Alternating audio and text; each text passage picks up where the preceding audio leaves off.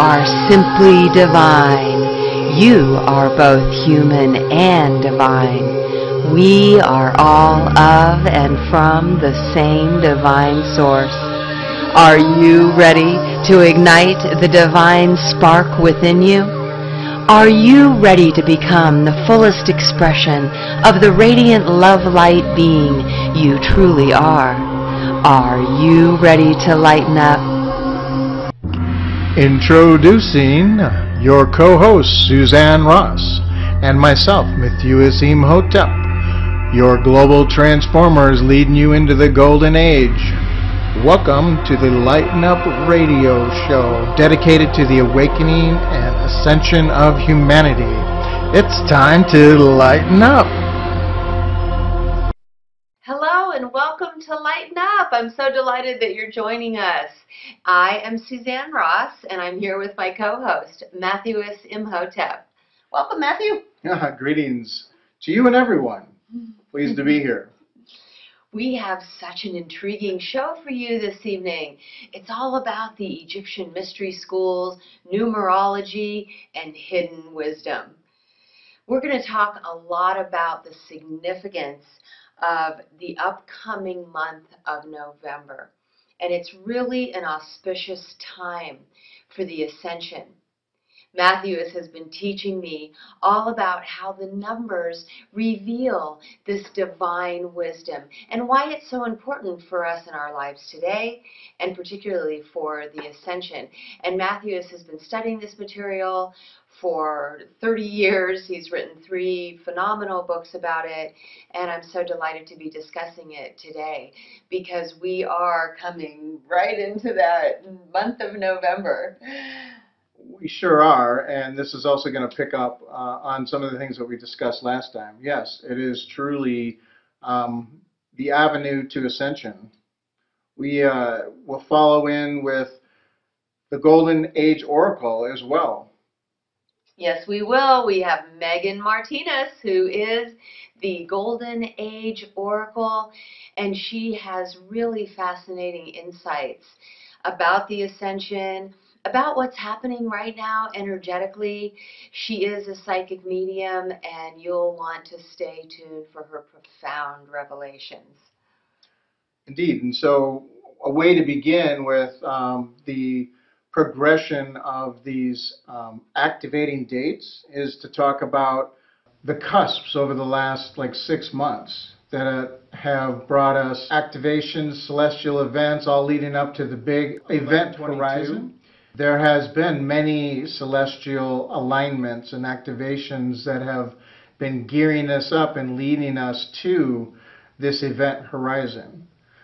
For example, the eclipses, the equinoxes, solstices, and other cusp dates where we have had energy that has been lifting and shifting.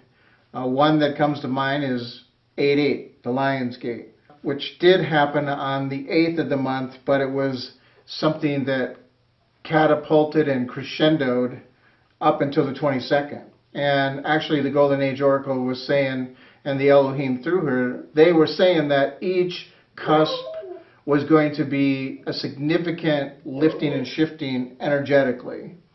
And so we've certainly seen that in a variety of ways. Sounds like these celestial alignments are really like thresholds or gates, and when we go through them, particularly using the zodiac wheel, it feels like we move into another phase of our journey. Absolutely. A lot of people have been experiencing the ascension symptoms and wondering what that's about. The quickening of energy can cause anxiety, a feeling of like you need to crawl out of your skin, and so that can be brought on by these activations as well. So each of these gates is actually causing an activation in each of us, a raising of our vibrational frequency? Absolutely, yes. And it's also very interesting to take a look at the fact that November 1st, as we are coming up into the Halloween season now, it is the 16th today, there's a thinning of the veil that occurs from the 31st to the 1st. And recognize that in Egypt, it is 111, November 1st, when it's the 31st here. And so it's customary for them to communicate with the dead because of this thinning of the veil. And that really starts the month of November for transformation and activation. Yes, and so here in America, we celebrate Halloween on the 31st. And I was actually curious about that and looked up the meaning of hallow, and it actually means to worship or honor. So that's really interesting that at that time it would also be November 1st in Egypt, and they have a holiday that is actually strategically placed at the time of the thinning of the veils. So communication between the interdimensional realms is enhanced. We can actually reach out and speak to our higher guides. They can communicate to us and through us. So it's really fascinating that that is the first day of the month of November that's really all about the thinning of the veil. Indeed, and what happened for me, oh so many years ago on November 1st, I had this crazy dream where this voice was telling me that it's all going to begin. And it's going to last for so long and then so much longer. And I was awoken from the dream by an alarm clock. And I don't set alarm clocks. You know, I like to just kind of wake up when my body wakes me up. And a lot of times I'm up late at night working on material. So this time I'm like, where is this sound coming from? And I wander off into the kitchen and there was an alarm clock that had been set. And it was going off at 111. And so it woke me up with the voice said, it all begins now. And that was incredible because the synchronicity increases with every November. This happened to me for 7 years, where this, sure enough, like clockwork on the 1st, synchronicity began to increase. And by the 11th, okay, 11/11, that was the halfway point. And then it was 11 more days until the 22nd. And on the 22nd, I found myself in the Great Pyramid. You know, a whole nother story, but really it was about the ascension on this Golden Gate. Yes, and in the last radio show, we were talking about the significance of the numbers 11, 22, and 33. So then there's some really auspicious dates throughout the month of November. So we talked about 11/1, the thinning of the veils, and the next date is 11/7. Yes, it is, and that is also an Egyptian holiday in essence, an ancient one where Upper and Lower Egypt was brought together. And you had these twin brothers that were battling. The one that killed Osiris, who's called Set, and the brother Horus, right? And so they essentially make up, and Upper and Lower Egypt is united. And this is a very auspicious thing because it has a correlation to the mind and the heart. And so it's bringing all these energies together in an all-chemical process, which is also echoed in the Gnostic scriptures, where it says when you make the two become one, the inside like the outside, the above like the below, and it goes on to say, when you've done this, then you enter the kingdom of heaven. I like how earlier you were telling me that as above, so below can be expanded into as within, so without. So it sounds like that's really synonymous with what happened in Egypt, with Upper and Lower Egypt uniting, mind and heart uniting. And then another really fascinating thing that you were telling me about Set and Osiris is that when Set actually cut Osiris up into 14 pieces, it was actually symbolizing how this knowledge that Osiris had was actually split into 14 temples spread throughout Egypt. Right, 7 along the Nile.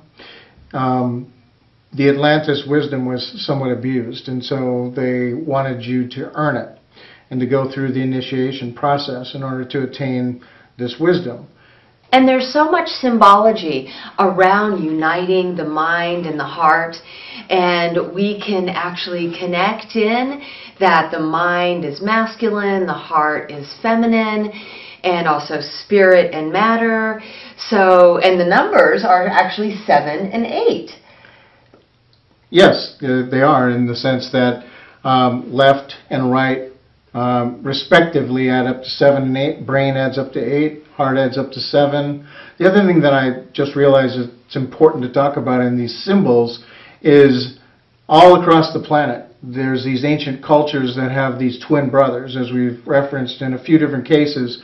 But it's really cool to realize that it has a lot to do with like the dragon and the phoenix in China. It has to do with Quetzalcoatl in Mexico, which is a blend, you know, the serpent feathered being is a blend of a serpent and a bird. And in the Native American tradition, it's the eagle and the snake. And so these are the principles of the male and the female, the mind and the heart.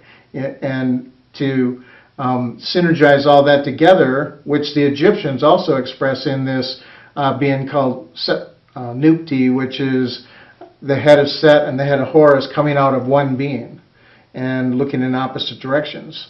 This symbol is also really key in showing up in the zodiac too, because you have the centaur that teaches Asclepius as the keeper of the gate, which also represents a double-headed creature looking in both directions. So you have these symbols that show up over and over again that demonstrate the path. Yes, and so in that symbology, would you be saying then that the eagle represents the mind and the serpent represents the heart? Yeah, the male and the female energy. I mean, obviously the serpent is going to encompass more chakras and energy, because you're talking about Kundalini rising, you're talking about the serpent in Egypt is a symbol of the goddess, and so it's primarily the mind and the heart, but you know, it's not to relegate it to any one particular center. I see. And so if the serpent is representative of the goddess, is that also then the life force energy, creative and force, the Kundalini yep. being activated at the base of the spine, heading up to the heart, where then the eagle can soar with this wisdom and knowledge? Yeah, so the eagle is divine intelligence. It's, you know, the mental, it's air. In fact, Quetzalcoatl is considered to be the god of both air and water. And so water would be the emotions, air is the mental. Yeah. And so then we have November 7th and November 8th. So we're saying that those 2 days are really significant for uniting the male and female and the polarized energies. The two become one. Yeah, exactly. And so that's in alignment also with the Great Pyramid, pointing to the Golden Gate, that this has been part of the mythology of Ascension for so long, and it's been lost and forgotten that these are the basic symbols and understanding that enables us to attain these great heights. And so the zodiac has always been a story in picture form. Another name for that is a isosepia, which is a bit like Gematria. You know, it's hidden information in a picture that when you look through the right lens, all this information pours out. We also talked last time about Orpheus, the serpent bearer, and the keeper of the Golden Gate. And so again, we have this serpent energy, the wisdom of Ascension, again being tamed. You know, he's got a handle on it. And once you blend all these things together and become unified, then you can ascend your consciousness. So fascinating. So we're actually having like this serpent ascending in this Ascension month as we move through these particular auspicious days. So we thought it would be fun to take us on a journey, starting with the 1st and then recognizing that the 7th and the 8th are uniting male and female. And then we moved into 9, which really represents completion. Wholeness, yes. Both male and female. Exactly. So wholeness once we are united as one. And so then we move into November 10th, success. Accomplishment, yep. And then you really have begun to master your abilities for the 11th. You know, the 11-11, that's all about self-mastery. Mastering, of course, the heart and the healing, because 22, again, is more about the master architect and the, you know, the master science logic aspect. It sounds like really the whole 11th month could be self-mastery towards ascension. Absolutely. Well, don't forget that one of the Egyptian symbols that represents the Golden Gate is the scarab. And the scarab was used also in the 18th dynasty You may remember seeing it in the King Tut's cartouche. And it actually is a symbol of the 18th dynasty, and it means the transformation of the soul. So they understood this stuff. I love that symbol, and how interesting that it's all about the transformation of the soul, because that scarab beetle shows up a lot in Egyptian symbology. Mm-hmm. So then we move into 1112. So is there some significance around the number 12 that you can share with us? Well, I think that you can look at each day and have a correlation to the major arcana of the tarot. Yes. And it's really easy to even look at the destiny cards and make sense of any playing card. You just look at the number, think about numerology. So if you look at the 3 of clubs, 3s are about joy, creative expression, celebration. So you can start with an underlying understanding of the information this way, and then you look at the other aspect of the suit, which is clubs, so that makes it a mental expression of the 3. And I say that because, 12 is a higher expression, 1 plus 2 is 3, okay? Mm-hmm. So you can actually make sense of all this stuff by breaking it down to its, smallest element. Okay, so as we get into the double digits, that really signifies higher expressions of Absolutely. The total of those two numbers added together. Mm-hmm.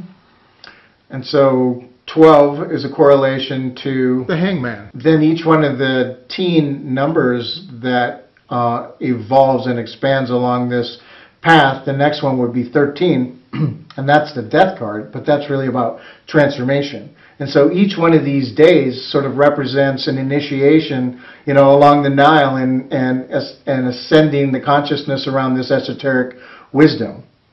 Oh, ascension along the Nile. I like that. And along the way, you're going to these different temples to receive higher wisdom and knowledge so that you can transform the soul. Mm-hmm. And if you follow the journey of those major arcana, you'll see this. Then you've kind of, by the 14, which is 2 7s, there's a lot that can be said about that. The mastery, she's an androgynous being, and she's mixing these two elements together, the male and the female. This is a card that really speaks about self-mastery.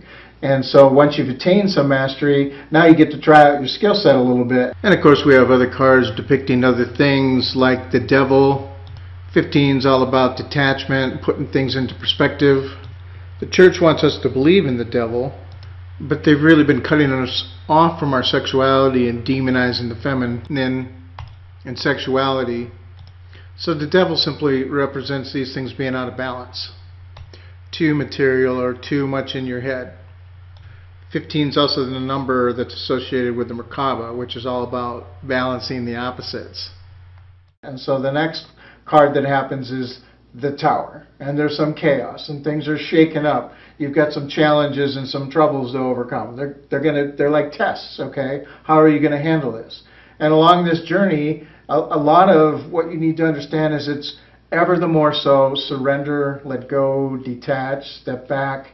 In these final steps, it's really about rising to the occasion of using your mastery. And obviously one part of that is mastering the emotional body. That's really important, because so many people, they don't take that breath and they decide how they're going to speak or react to something that's triggered them. Mm-hmm.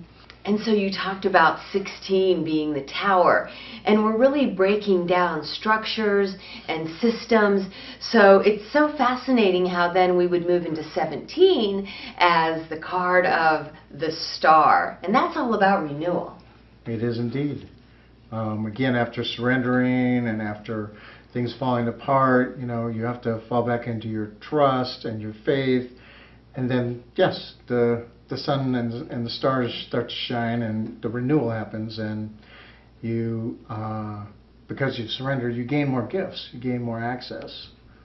And you develop that higher wisdom and knowledge continually throughout the process. Yeah, and each day, if you follow it, there's a correlation. It's pretty interesting. These synchronicities, activations, and alignments have been happening for years. Many of you have been noticing and paying attention more and more, as these are indeed the sign of the times. many ancient scriptures told us to watch for them. And the clues to understanding it really were astronomy, astrology, tarot, numerology, playing cards, these divination systems that were given to us by Uriel, who passed them on to Enoch, God's scribe. So the understanding of numbers as energy and the correlating numbers, signs, and symbols from the major arcana as the steps 1 through 22, or the days along this path to ascension, become ever the more so clear.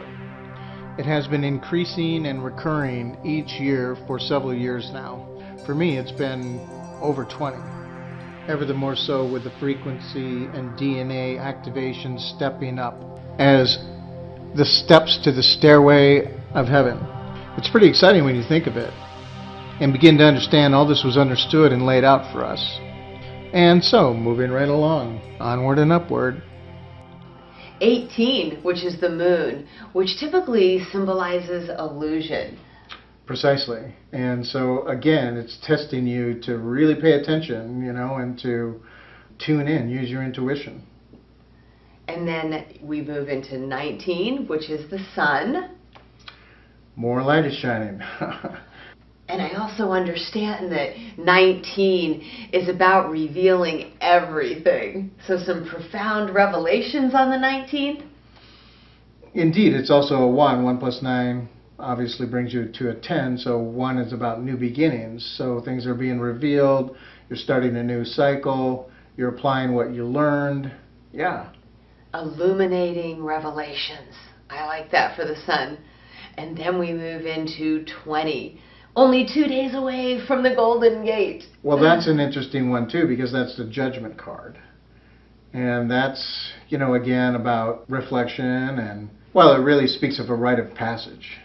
And that there's a culmination of things and, you really are headed towards the Golden Gate. You're applying everything you've learned and you didn't spiral out into judgment. You've passed all your tests and you proceed to the next day. Yes, and it sounds like on the 21st, according to the cards, that it's also a validation for those big ideas. From there, and you're online and ready to go. It sounds to me like you're becoming the eternal child, because we are eternal. And so at the time of the Golden Gate, we have the opportunity to return to the eternal I am that we truly are, reconnecting with our whole soul. That's so interesting because, the way of the Eternals is echoed in the Egyptian story. The Sphinx, the name for it, Sheshep-Ankh, means the image of the Eternals. And so it truly is the path of the Eternals laid out in the esoteric hidden wisdom. Now don't forget those destiny cards. You want to explore that online too, and maybe we'll get into that another time. But the whole thing is this divine source code that was laid out for us to be able to have the knowledge to be master of your dominion, master of your domain, and understand the cycles and the seasons and the rhythm of everything. And this hidden knowledge is being revealed right now on our show at this time. So it is no longer hidden. The Gnosis unveiled.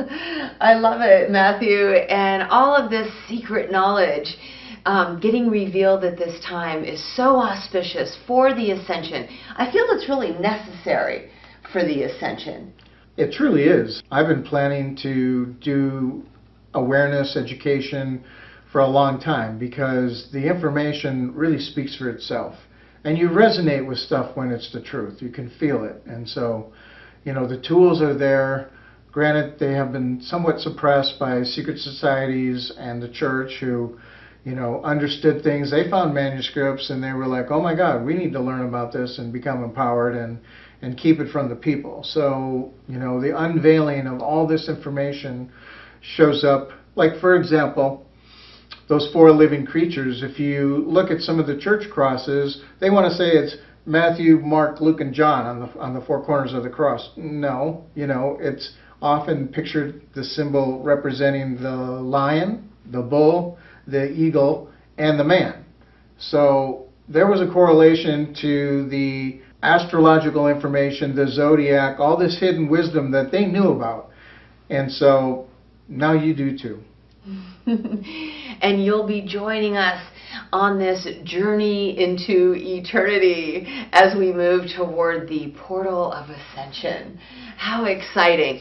Okay, everybody fasten your seatbelts. It's time for our special guest. And we're so delighted to bring you Brad Olsen, an accomplished author who's written many books about sacred places around the world, and most recently his esoteric series, starting with modern esoteric and now future esoteric. Mathues, are you familiar with the material in future esoteric? Well, I did just get a book from the Gentle Giant at the last event, so I haven't had a chance to review it completely, but leafing through it, it looks like it highlights some of the most incredible esoteric wisdom. So I'm really excited to delve more deeply into it. Yes, and so let's welcome Brad Olsen. Thank you, Suzanne. It's good to be here. Brad has written so many remarkable books, and these are only two examples. He's written many books about sacred places around the world, and they're really phenomenal. He features not only the spiritual belief systems around all of these places that he's going, but also searches for the deeper meaning and purpose behind these temple sites. Then Brad started writing the esoteric series, starting with modern esoteric, and now future esoteric, and your third esoteric book is coming out soon. It's called Beyond Esoteric, The Ultimate Journey, and I never repeat my material, so I'm finding new material that no 19th century esotericist could have ever imagined the human race would be confronted with. So it's even a continuation upon future esoteric into some realms that are very unique to this age we live in. I really look forward to that. It sounds so fascinating. I love exploring other realms, especially at this most auspicious time on the planet. Very auspicious. And the nature of the word esoteric means it's information that's usually sought out or contained by a select few people. So you really have to want to know these subjects. And it's kind of along the line of what the word occult means, which just means hidden. And a lot of these subjects are hidden in plain sight, and you really have to seek them out because we're not getting this information via the mass media, the government, or our educational system. So there is a layer above and beyond what we're being told, and these are the subjects that I find so fascinating. It's interesting, when I opened your book, Sacred Places, one of the first chapters that I came upon, you were talking about the Great Wall of China and dragons, and how we've been led to believe that dragons and serpents are scary and evil, and in effect, it's really been intentional so that we don't awaken the truth within us, that they really are sacred, and that the Great Wall of China was actually a long stone serpent. Right. And the Chinese always believe that they live on the spine of the serpent, and the Great Wall is just an emanation of the tail and the spine of the serpent, cutting through what they've always called themselves the Middle Kingdom, because they've always known that there's kingdoms all around, but they've always thought of themselves right there in the middle. Interesting. And so you were telling me earlier that writing the books about the sacred places really led to your esoteric series. Can you tell me how that transition took place?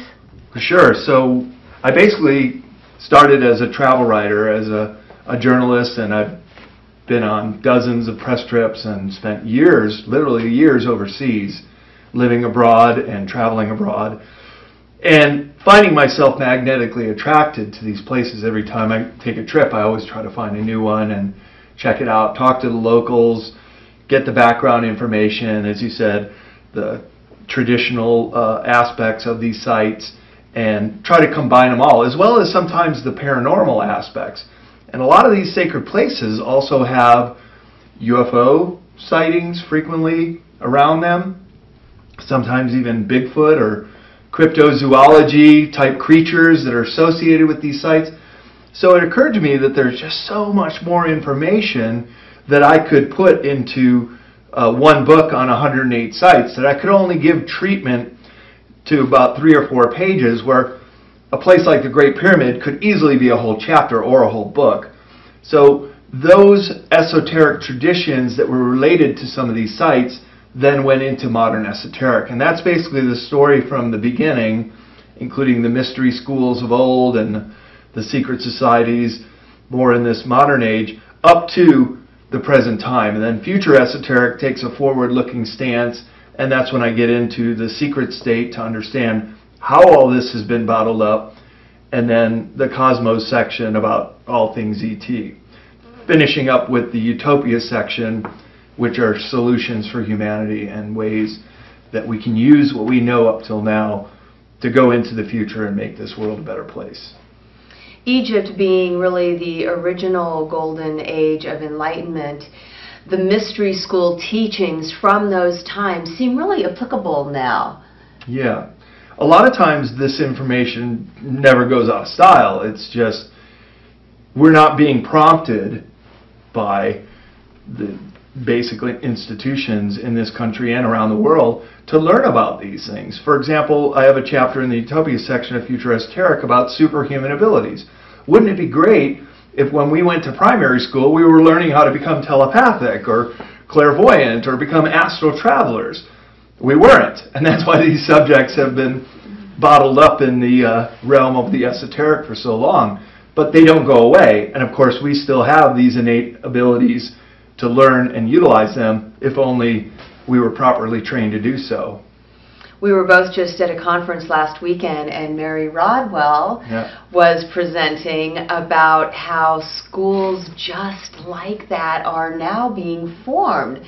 And with only a few weeks under their belt, these kids were reading with their blindfolds on. They were clearly seeing what was in front of them, pictures, text, one of the abilities that they had developed in only weeks' time. That's amazing, and that's the way it should be. And can you imagine how far these children can go into their adult lives building upon these skills that I claim are innate within all of us if we just learn how to bring them out? Yes, I saw a chapter in Future Esoteric called Superhuman Capabilities. Yeah.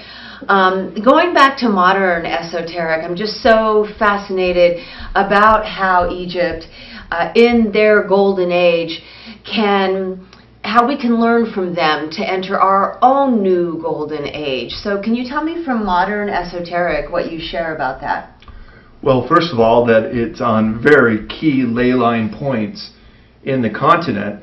It's such an important juncture that whoever knew where to build the Great Pyramids knew that the Earth was spherical, knew that there were several continents, and indeed the exact location, latitude and longitude, is the dead center of all the land masses on this planet. So it's coming into just the building process already having a very universal understanding about this location. It's also been proven that underneath the Great Pyramid is a labyrinth of chambers and passageways and levels containing many artifacts that have to be suppressed according to the Egyptian authorities, because what they would reveal is our ET heritage and a long line of very high-tech instruments, including the Akashic records, which could then access us to everything in our past. And then there would be no conspiracy theories anymore. We would know exactly what happened in all these cases. And there's also supposed to be a giant UFO in one chamber. And there was actually an Egyptologist who let it slip one time at a press conference and said that there was this craft down there and they have no idea how they got it in there, but it's down there. So there's so many things. I mean, we could do the whole talk today about the Great Pyramids and how it came from Atlantean technology and the culture that began in Egypt after the fall of Atlantis was the Osirian Empire and much of the technology came with the priests from the sunken continent to the fertile valley of the Nile. And because of its very important ley lines, this particular site around Cairo was chosen as the capital. And not just the ley lines, I understand from Robert Bobal's work that the 3 pyramids of Giza were also directly aligned with the 3 belt stars of Orion, right, 10,500 years ago. Right. And because of the precession of the equinoxes, it's quite a little bit off kilter, just in the same way that the Sphinx, which is this big lion creature with a human head, is facing towards the Leo constellation. But because of the precession of the equinox, it's off a few degrees. He doesn't quite look at that constellation anymore. And that's how we're able to date these monuments into the tens of thousands of years old, not a few thousand years old, as Egyptologists would tell you. Yes, absolutely. From Drunvalo Melchizedek's work, I found it so fascinating. Of course, he goes into the fall of Atlantis and then the buildup of Egypt in the land of Chem, and how at that time the pyramids were activated. Also, he talks about this spaceship that landed on top of the Great Pyramid, and they were taking these Nikal Mystery School initiates to 3 different sites on the planet, and one being the Mayan, and one being Egyptian, and one being in the Himalayas. And when they got back to Egypt, and this was going to be, you know, the progenitors of a new golden age here in Egypt, that spaceship went underground. That's under how the they got it pyramid. down there. Ah, okay. So just, you know, affirming what you were saying from some of Melchizedek's work around that. And then this, our Golden Age Oracle, Megan Martinez, on our last radio show was talking about how our planet may have been intentionally moved to be back in this direct alignment with the 3 belt stars of Orion, so that those 3 pyramids will once again align directly with the 3 belt stars of Orion. And if I could just expand on Orion, of course, we know that the Orion constellation is also associated with the reptilians, that this is one of their strongholds in the universe. So there's a light side and a dark side. Sometimes they're even called the Orion Empire that has spread out across our solar system. But the reptilians aren't even from our universe. They're from another universe. And they come here as a conquering race. And they have been here for, my understanding, 7,700 years. So they weren't there during the time of the building of the Great Pyramids and the blossoming of the Osirian Empire. But there was a certain period where we were very vulnerable, and they found an opportunity to get in here, and now they have affected our consciousness and our awareness. But it seems to be that it's kind of this love-hate relationship with Orion, that one, we know that this is the center point where they're operating out of, but 2, maybe a source in an older age where perhaps some human-like entities once resided and came from as well. And perhaps those were the plans of the original building. And like I said, the Great Pyramid and the Sphinx should be dated more in the tens of thousands of years old. Yes. And therefore, at that time, there was not the reptilian influence that there was. And perhaps they were a little optimistic that maybe we could get Orion back. I don't think that's been the case, that this is still quite a stronghold for this group as they stretch out in our universe to conquer planets that are vulnerable. And Earth has been vulnerable. And keep in mind that the reptilians and the Greys, these malevolent service to self ETs, have 4th dimensional abilities. So they have an incredible advantage over us. We really can't compete. It's almost like a mom and pop store trying to stay afloat when the new Walmart opens down the street, who has prices half of theirs, and they can't get their supply that cheap. It's in the same vein that we can't compete with entities of a 4th dimensional nature. One, because we haven't been taught that. We haven't been trained to become multidimensional, and we have that ability if only we were to learn it. And if we were to learn it, we may even have the possibility with the Ascension to just jump the 4th dimension and go right to the 5th. And then this is why there is such a battle going on, invisible battle, silent wars with quiet weapons, to keep the human race suppressed and keep us here locked in this hard third-dimensional reality. Because if we were to jump over the fourth and into the fifth, then we would have an advantage over them. And they can't have it because, of course, they would lose this whole solar system, not only Earth, but everything around us. And this is like a gateway point on the outer ring of the Milky Way galaxy to jump to other galaxies within the greater universe. That explains so much.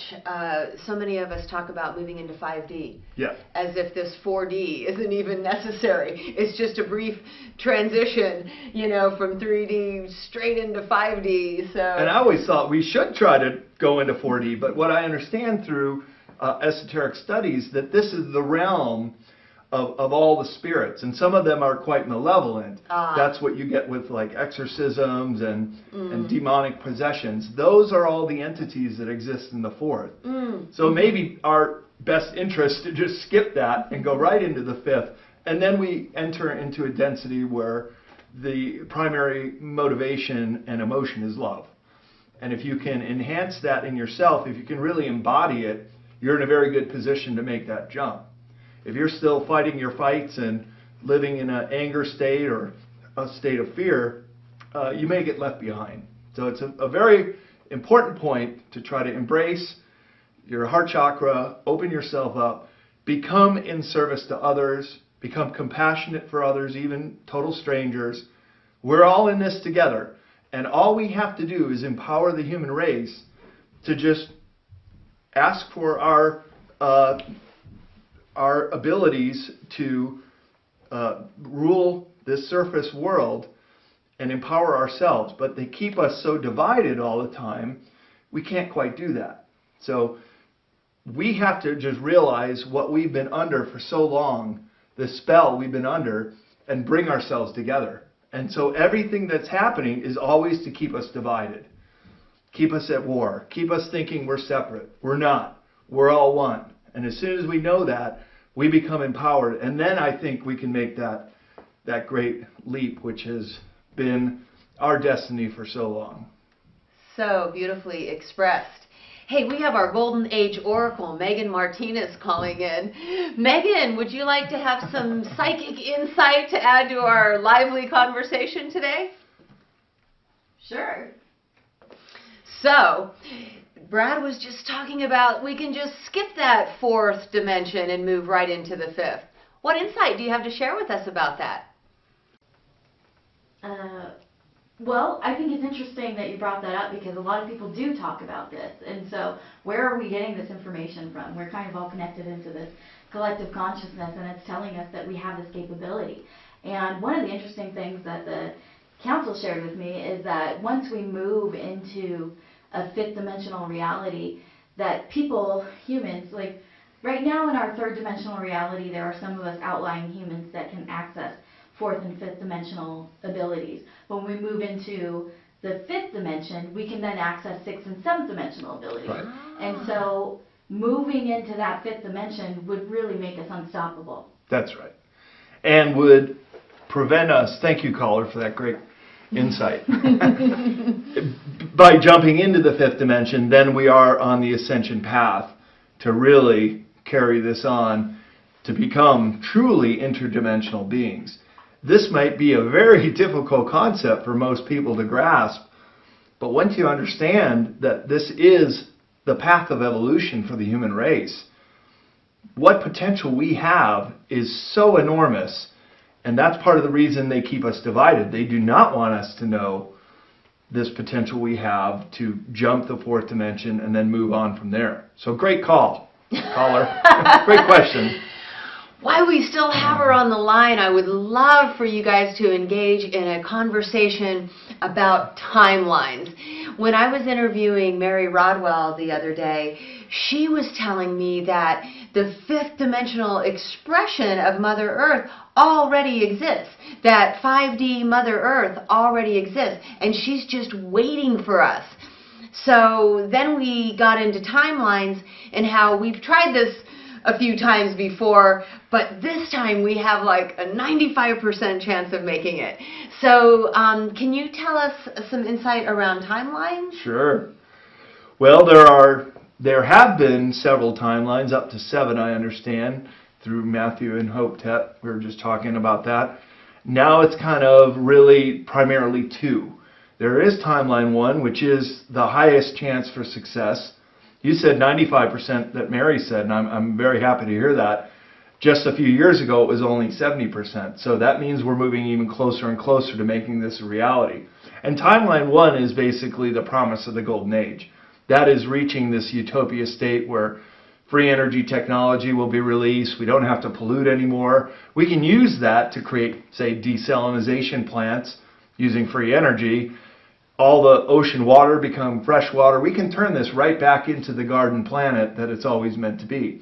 And then giving children all the benefit of all the knowledge we've accumulated up till then. This is my understanding of how Pleiadian society and the higher benevolent service to other societies work. There are no more secrets. Nobody keeps anything from anyone, and you just build upon what you already know. So if you can imagine how we have a secret space program up there, but we still have Stone Age primitive people living in the Amazon. So the human race is really at this great dichotomy of differences among ourselves, but we're all Homo sapien, we're all of the same kind, and we can all tap into this. So timeline 2 is what they've been pushing so very, very hard to get this new world order set up. And my understanding through the author Leo Lion-Zagami, who I have the great privilege of being his publisher in English, his book Confessions of the Illuminati Volume 2 says they have to get it all done by 2020. And many things have not happened to do that. And right now, towards the end of 2017, they're in a very desperate situation. And we know what happens when animals get cornered. They become very desperate. And so the cabal is now all in. They're doing this false flags. They're creating this strategy of tension, which comes out of Operation Gladio, to get people in a fearful state, once again to divide us, and to prevent us from reaching timeline 1. But we're so close to being there. We're just waiting for that day of the mass arrests. And when that happens, I think it'll be a glorious day for humanity, when they all start getting rounded up, and it'll probably be a holiday in the future. The day that we finally got over this roadblock. And that's quite only what it is. It's just a roadblock, because this is going to go on. Humanity has such great potential. We just have to get over this one block, and then we are just free to explode, and with the potential of some of us actually becoming fifth dimensional beings, if we're prepared now. And it's never too late to begin your ascension process and really just try to love every day. Be quick to smile or crack a joke or be generous with what you have. That's what it's all about. And each one of us can make that decision. Each one of us has the opportunity to be charitable, compassionate, and wise in our daily decisions. And many people get frustrated and think, well, what can I possibly do? There's a lot you can do. And those are the 3 things that the Buddhists say each individual should try to encompass: wisdom, charity, and compassion in your daily lives. Beautiful. Yes, and so many of us on this planet at this time have really dedicated our lives to the ascension. Really dedicated ourselves with events, books, shows that will help to herald humanity into the ascension. And then all of these new children that are coming in at this time are really well equipped to be our guides and leaders moving forward as they come in with these very special gifts as really higher dimensional beings. Megan, do you have some insight you'd like to share with us around these timelines? Absolutely. What you said was beautiful and totally on point, especially with what the Galactics have been sharing with me. And so we have these 7 trans-dimensional realities, and they've been collapsing into each other as we eliminate these possible future outcomes. And we are attempting. There was a time where 2 timelines were going to be allowed to exist, and we decided to optimize our opportunity here and braid that into one timeline where we have a balance between the heart and the mind consciousness and are able to evolve as people on this planet. And so the funny thing is that I believe, based on what the Galactics have told me, is that timeline 2 that you're referring to doesn't exist anymore. And I have seen it eliminated. So last year I had visions of something similar to an I Am America map, where we saw these massive catastrophic events that wiped out a large portion of our population, and those timelines have been eliminated by our galactic friends. And so, like you said, they've done many things to try and take us out. If anybody remembers them talking about the big one last year, which is them setting off the fault line outside of California to take out the western United States. Mm-hmm. That was thwarted by our galactic friends. They also stopped them from setting off Yellowstone. Yep. And also these hurricanes and earthquakes that are happening now are geoengineered. Yep. They are man-made, and they were in an attempt to wipe out the East Coast. And those have been slowed down by our galactic friends. Now, they said they weren't able to stop them completely, but they were able to minimize the damage. And so what the opposition doesn't really truly understand is that game's already over. We won. We always were going to win. Yeah. But again, they're cornered animals, and they're getting into a desperate state. And they no longer have their fourth dimensional backup, because many of the entities who are assisting them over millennia are either disabled or incapacitated to the point where they're very exposed, because now they stand on their own. And rather having a fourth dimensional entity shadowing them, and that's what it's always been about. If you want to gain power, the making a pact with the devil is a very real thing. The devil beings, I akin it to reptilians in the conclusion of future esoteric, same with Lucifer and Satan. They don't have that fourth dimensional backup anymore. So those people that made that pact with the devil, that had been shadowed in the fourth dimension to make all those things happen, fame, fortune, power, control, those things are falling aside. And guess what? They're just humans like us now. But they still have the structure in place. And this is why this is still a very dangerous time. And I love your optimism, caller. And I want to believe that we are very much on the cusp of a great breakthrough for humanity. But I would have to quote James Gilliland from the ESETI Ranch, and we saw today in the skies over Sedona, they're still spraying us. They're still chemtrailing the skies, and as you mentioned, they're attempting to do all these enhancing hurricanes for maximum destruction. But you're right, they do seem to not quite have the potency that they could. And I do know what you're saying about the West Coast. I live in San Francisco. There have been tremors, and volcanoes showing little signs that they might erupt, but it's just not happening. Same with Yellowstone. Last summer, there were signs that they were triggering it, and there were actually frequency signatures around Yellowstone showing that they were trying to set this off. Because if Yellowstone caldera blows, then all of North America is going to be in total chaos. They want us to be in chaos, because then they can hide again. Then they can go into their underground bases and wait it out, let us fight each other over resources, whatever. Again, we'd be in a fearful state. We'd be in a very desperate state. And you can't talk about these things when you don't even know where your next meal is coming from. You're just trying to fight for survival. That's where they're trying to push us, but I don't think it's going to happen. However, they're still doing their shenanigans. And like James Gilliland says, as long as they're spraying, there is the apparatus still in place to do what they want to do. Now, I've noticed that the chemtrails have dropped off quite a bit ever since the election. It does seem that there are white hats in the government that are trying to advance this, but as we all know, the government is such a massive bureaucracy, and there's still these compartmentalized parts of it that continue some of their programs that are not in benefit of humanity. But I love your optimism, and I think the light will prevail. And those people who have done the harm, they're going to have some heavy karma to pay. But that's their deal. Our deal is to help people in the ascension process, and that will be our karma. And I think it'll be good karma. Absolutely. And the more of us who get on board with heralding in the ascension by doing just what Brad said, really just, random acts of kindness, going out every day and shining your light as bright as you can on your brothers and sisters with compassion and love, that's really our best weapon. And I also believe, light always overcomes the darkness, and ultimately love prevails.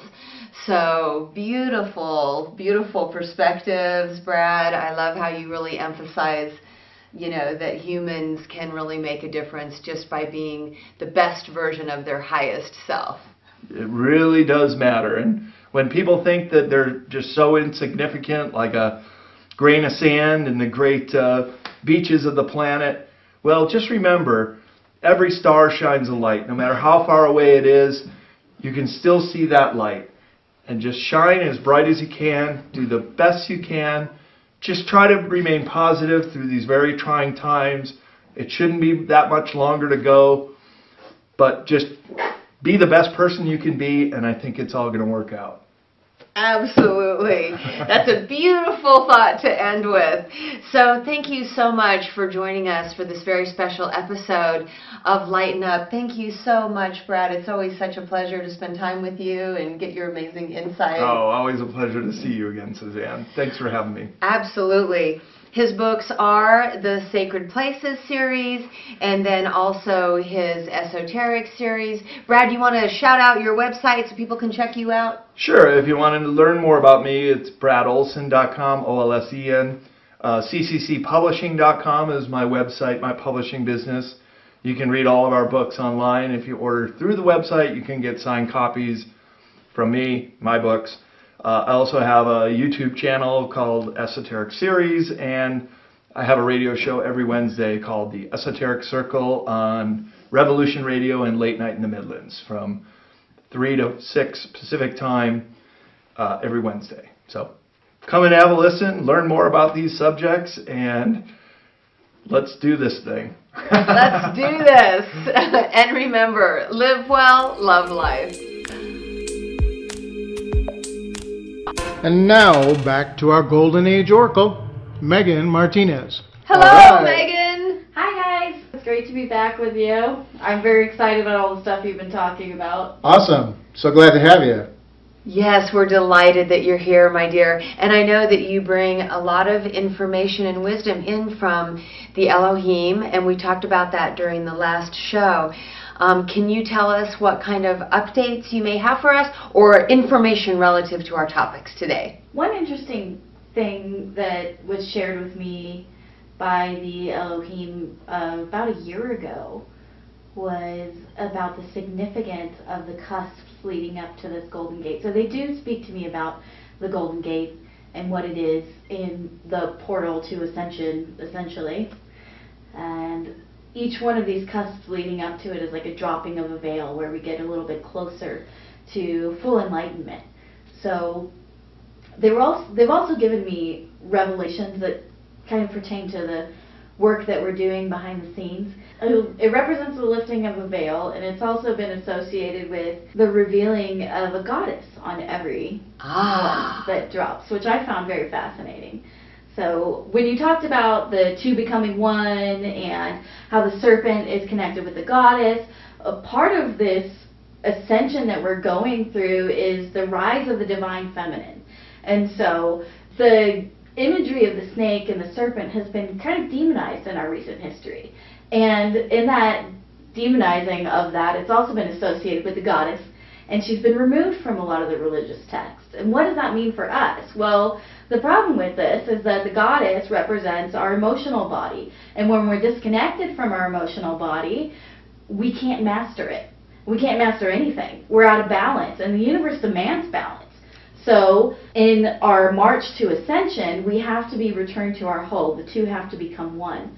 And the goddess has to be in her rightful place next to God. Oh yeah, you know what? The 722 was the other one I was thinking of with the Feast of Mary Magdalene. Look how they've, portrayed her. And the other thing the church was doing was suppressing and cutting our sexuality, off.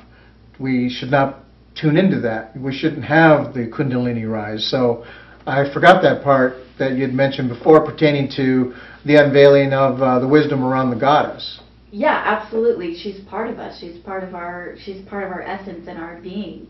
And the chakra system represents those root elements and the kundalini and the expressing of that energy, and that being in balance with our higher chakras is absolutely essentially important to our ascension. We can't get there without having all of those things in line. And so it was a convenient way to disconnect us from that information to, you see the goddess represented as oftentimes one of the aspects of the goddess is sexuality, right? And she's powerful. She's a powerful, sexy woman. And that is part of, and demonizing those traits about feminism has kind of disconnected all of us from connecting with that in our own beings. And so there's been an attempt to shut us down. And why is that? I find that really fascinating. Why did they do that? Well, it's to disempower us. And so we should be claiming those aspects of ourselves and rejoining them so that we can be in that balance that the universe is demanding from us, so that we can grow. It certainly is the rise of the feminine energy right now, and I think it's so interesting that the serpent represents that energy as it spirals up our spine and ignites all of those chakras. And oftentimes we hear, especially in Theosophy, that we have 7 chakras plus 5 secret chakras, and then ultimately 13th is the gateway.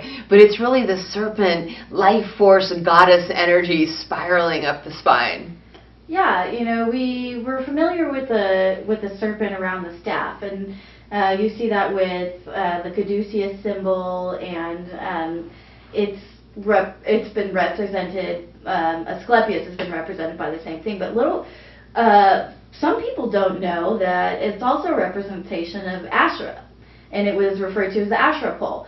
And so the story goes that she, this was one of the poles that leaned against the temple, and she picked up the pole, and she enticed the snake to climb up the pole. And with that pole, she healed all the children of Jerusalem. These were also called the high places, and they shut that down. I forgot exactly when. But yeah, because Moses erected a serpent in the desert also. And there's a lot of correlation to these high places, these temples. It's funny, when you were talking about the twins earlier, it's also a little known fact that for every expression of God that we have through ancient mythology, there is a counterbalance and an expression in the female goddess. And so you see some of the same stories coming through over and over again when you look through history. And it's important to note because, it's our history. And also, it's important to understand why those things were suppressed. And these feminine matriarchal eras are all about uniting the masculine and feminine energies. So it's about the masculine expressing their feminine energies and the feminine expressing their masculine energies, and it's all about unity consciousness. Mm-hmm. I also think another interesting aspect of that is there's a term that you introduced in your first book, Wake Up, Suzanne, called practical spirituality. And I see this in many different forms, and one of them being, how do we apply these spiritual concepts to our 3D world? And I see that happening right now. We have this huge feminist uprising. And so I believe that that's the 3D representation of the rising of the divine feminine. We also have a very deep and heated conversation going on about racism that's been it's been intertwined with our culture for a very, very long time, since the beginning of this country, and it's a long overdue conversation. But what I think it represents also is the equality and unity consciousness. And so it's interesting to see these spiritual concepts being applied to our world and see the progress happening real time. Yes, so then the question does become, how do we unite and balance the masculine and feminine energies? And so some of these exercises in practical spirituality are really all about merging the ego mind with the spiritual heart. And so you're able to observe when your ego is taking over and you have the opportunity to tap the ego on the shoulder and say, you know, my higher self is going to be driving this bus now. So it's really like the ego and the spirit working together to take you on this ascension journey. Absolutely, and the wisdom of the heart, allowing that merger to occur. Some people talk about it as the high heart, but really it's when you reach this balanced place, this equipoise, everything has its rightful place and its rightful time. So the ego is a tool, and it should be used when it's necessary to assert yourself. But, you know, you don't need to necessarily assert yourself at the dinner table.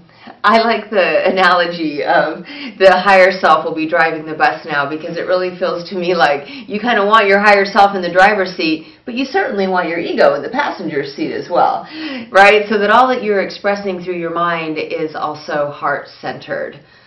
So just a little plug here. We're really wanting people to tune into our YouTube channel, and we have a free ebook called Merge that's all about merging your ego and spirit. When you come and subscribe to our YouTube channel, Suzanne Ross is the name, but we'll give you the bit.ly link. So Megan, thank you so much for bringing all of that out about the goddess life force energy. I had a question for her. Okay. She's talked about the council and the sky crew moving the planet. And recently she shared with me that they also moved it to help optimize the Golden Gate. Maybe she could tell us a little more about that. Yeah, I would love to. Well, there's multiple reasons why they physically shifted our planet. One of the reasons being that we were in the direct path of an asteroid that was going to hit us. I don't know if it's an asteroid or a comet. I always get those confused. Anyways, it was going to hit us, and it would cause massive catastrophe on the planet. So they moved us out of the way of that. Another element of that is, you know, a lot of people talk about this planet X or planet Nibiru, and its gravitational pull, which causes it's theorized that this causes our pole shift that happens every 26,000 or 13,000 years. And so in order to move us out of that gravitational pull, to protect the 7.5 billion people that are living on our planet, because 90% of us live on the coastlines and would be gone if that were to happen, was another motivating factor for this. But also this gate, so we're on this timeline, right? And these numbers are pretty much set in stone, but we're in this like window of optimization, and it's something that you guys talked about in both of your books about the correlation to the belt of Orion and the importance of that. So one of the things that they shared with me recently, and this is a new revelation that they just shared, was that this was another reason for moving us, was so that we remained in alignment with that beltway. And the photon beam. Mm-hmm. And the photon beam, and stayed connected and optimized our ability to pass through the Golden Gate. So we didn't miss our opportunity, because we've kind of circled around it a few times in the last 3 years, and it's taken these last 3 years of things that are going on behind the scenes and the raising of the frequency of humanity's consciousness for us to optimize and cross through the threshold. And another interesting point that I'd like to make, and this is in the overall just belief and hope that we are really making it, is that we have arrived. We've arrived at our destination. So we're here, and I think everybody's kind of feeling this shifting happening. As you mentioned the ascension symptoms, but this overall kind of feeling of just knowing that we're okay, and that weight lifting off your shoulders, and knowing that no matter what happens, no matter what crazy thing we see in the news, that as a whole, we are okay. So we've arrived at our destination, and this next month is really just a slow march across the threshold of the Golden Gate and entering into this new golden age. By the way, some evidence of what she said pertaining to that we have moved. I'm a stargazer, and I used to watch Venus all the time, and Venus has not been doing what it normally does. In fact, even some indigenous tribes, people have noticed that Venus is out at night and staying out for quite a while. And that's not, it used to be called a morning star So, you know, you didn't see it for that long. It didn't just hover around. Well, it's just so comforting to know that these galactic councils are doing everything that they can to save the species, to upgrade the species, to co-create with us during this ascension process, and to really be our guides and leaders on this journey.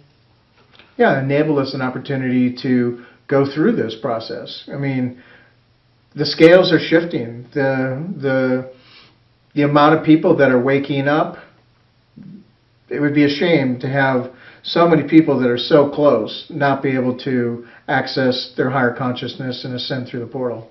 I'd like to also just point out that we do have our ascended masters and our family up there helping us through this difficult period, but we're doing it. Humanity is doing it. The people down here on the ground are making it happen. So they're guiding us, and they're doing as much as they can in intervention to assure our survival. But it's really the consciousness in every person on this planet shifting that's making this a reality. Absolutely. It's up to us to shift this consciousness. And so many people feel as if they have actually been sent here at this time to be the guides and the leaders right here with our boots on the ground. And that's what the three of us have dedicated our lives to as well, heralding in the golden age of enlightenment and moving into this ascension. And together we can. Indeed, and waking up to our multidimensional selves, because we are on multiple levels simultaneously, in multiple timelines simultaneously, and the Ascended Masters are walking amongst us, as are other dimensional beings, whatever you want to call extra, other dimensional beings. They are with us. They're helping us on the ground, as above, so below. That sounds like an excellent topic for our next show, accessing your multidimensional selves, and I would love to expand on that.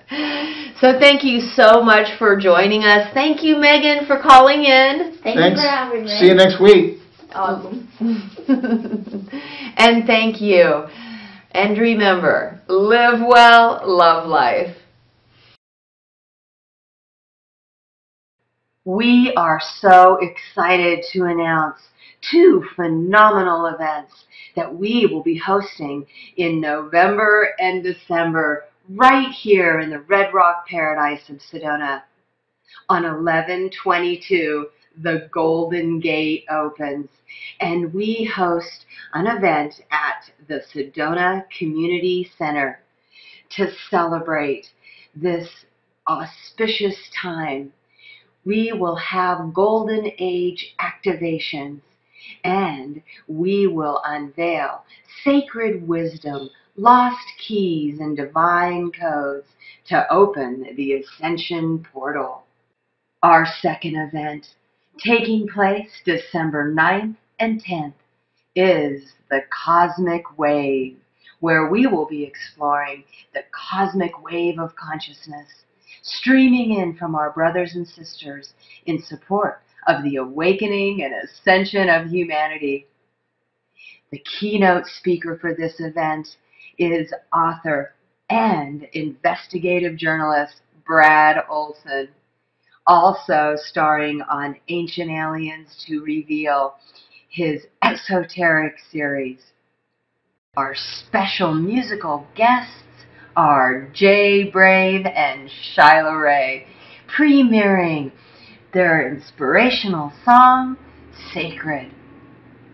We will also be featuring many authors and speakers who will be sharing their phenomenal insight, including Tom Dongo, Light Star, Stands with Bear, Adana, Tolek, Nancy Safford, Deborah Thunderbeat, Shakina Rose, Joseph P. Anthony, and the Golden Age Oracle herself, Megan Martinez. This will be two all-day events taking place at the Sedona Community Center. Please visit www.theawakeningcenters.org and click on fundraising activities to find out all of the exciting details about these two phenomenal events. We hope to see you there.